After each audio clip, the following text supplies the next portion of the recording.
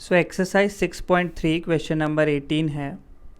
For the curve y is equal to 4x cube minus 2x raise to the power 5 find all the points at which the tangent passes through the origin. तो इस curve पे हमें वो point ढूंढने हैं जहाँ पे tangent origin से पास करे। तो रैंडमली सपोज मैंने इस कर्व का कोई भी ऐसे एक रैंडम सा डायग्राम बना दिया बस सिचुएशन एक्सप्लेन करने के लिए। तो आप ऑब्जर्व कर सकते हैं ये कर्व खुद ओरिजिन से पास कर रहा है, 0,0 इसे सेटिस्फाई करता है। तो ओरिजिन से पास होने वाली देखो एक टेंजेंट तो मैं ऐसे ओरिजिन पे ही बना सकता हूँ। सपोज एक पॉइंट मैंने ऐसे कंसीडर किया, इस पे अगर मैं टेंजेंट ड्रॉ करूँ तो ऐसा पॉसिबल है कि वो ओरिजिन से पास कर जाए। तो हमें ऐसे सारे पॉइंट्स निकालने हैं जिन पे टेंजेंट्स ड्रॉ की जाए तो वो ओरिजिन से पास करें। तो उस पॉइंट को हम कुछ रैंडमली मान लेते हैं P x1, y1। So point का नाम रख दिया P। Let P x1, y1 be the required point, be the required point. तो हमारे पास क्या क्या केसेस हैं। पहली बात तो ये कि P lies on the curve, P lies on the curve, ये सिचुएशन हमारे पास है। P इस कर्व पे ही लाई करता है, यानी इस कर्व को सेटिस्फाई भी करेगा।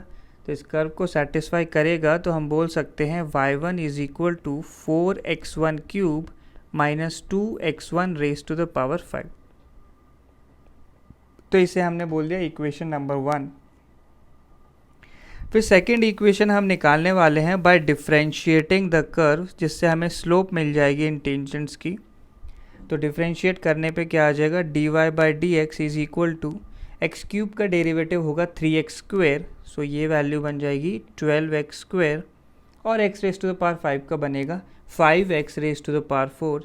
तो यहाँ आ जाएगा minus 10x raise to the power 4।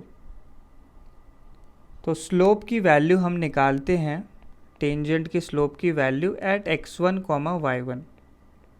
तो x1, y1 पे क्या, dy बाई डी एक्स में x की जगह x1 रख देंगे तो वैल्यू बन जाएगी 12x1 square minus 10x1 raise to the power 4।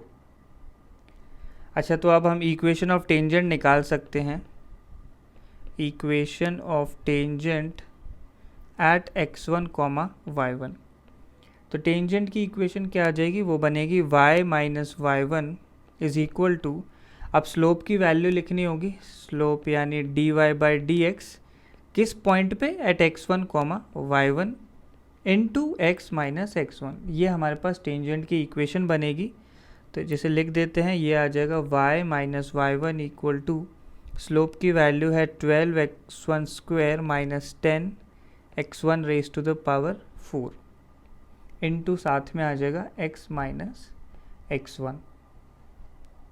अब देखो क्वेश्चन में क्लियरली गिवन है कि टेंजेंट पासेस थ्रू ओरिजिन।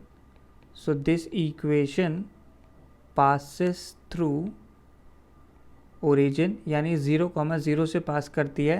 तो x की वैल्यू हम 0 सब्सटीट्यूट कर सकते हैं और y की वैल्यू भी 0।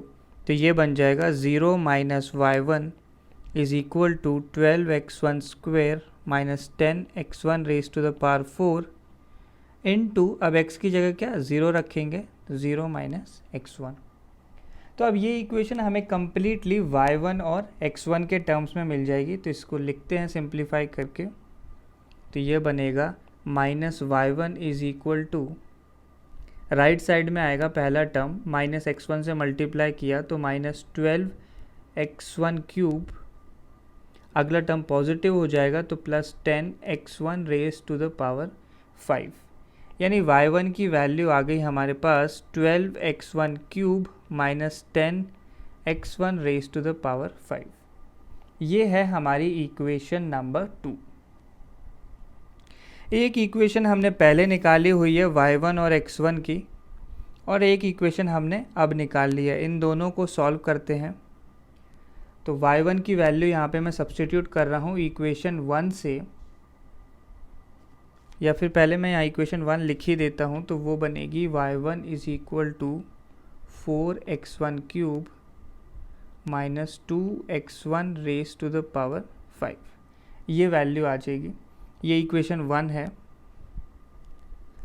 तो या तो हम वैल्यू सब्स्टिट्यूट कर लें या सब्ट्रैक्ट भी कर सकते हैं डायरेक्टली। सब्ट्रैक्ट कर देते हैं, तो इक्वेशन 2 माइनस इक्वेशन 1 किया तो लेफ्ट हैंड साइड तो देखो 0 बन जाएगी, राइट हैंड साइड क्या आएगी 12 माइनस 4 हो जाएगा 8x1 क्यूब, और -10 माइनस ऑफ -2 करोगे तो ये वैल्यू कितनी बनेगी, ये हो जाएगा -8x1 raise to the power 5।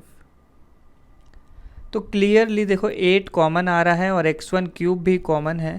पहला टर्म बचेगा 1 और दूसरे से आ जाएगा -x1 square is equal to 0। तो देखो क्या क्या वैल्यूज़ आ रही हैं। एक बार तो जब ये बाहर वाला x1 0 होगा तो वैल्यू 0 बन जाएगी। सेकंड इस ब्रैकेट से आएगा जब x1 स्क्वेयर की वैल्यू 1 होगी या फिर x1 की वैल्यू ±1। तो x1 की 3 पॉसिबल वैल्यूज़ आ गई हैं, एक 0, एक +1 और एक -1। तो सबसे पहले मैंने कंसीडर किया when x1 is equal to 0, तो इस वैल्यू को उठा के हम लोग कहाँ सब्सटीट्यूट कर देंगे, इक्वेशन नंबर 2 में जो हमने निकाली थी y1 is equal to 12x1 cube minus 10x1 raise to the power 5। तो 1 या 2 दोनों में रख सकते थे। तो x1 की वैल्यू इसमें 0 रखी तो क्लियरली आप लोग देख सकते हो y1 की वैल्यू क्या आ जाएगी 0। नेक्स्ट जब हमने x1 की वैल्यू 1 रखी तो y1 की वैल्यू क्या आ जाएगी, वो आ जाएगी 12 माइनस 10 या फिर 2।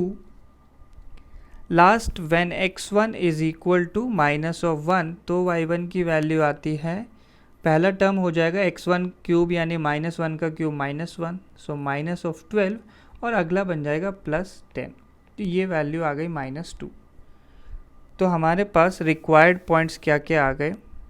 द रिक्वायर्ड पॉइंट्स आर, पहला पॉइंट है 0,0, दूसरा पॉइंट है 1,2 और तीसरा पॉइंट है -1, -2।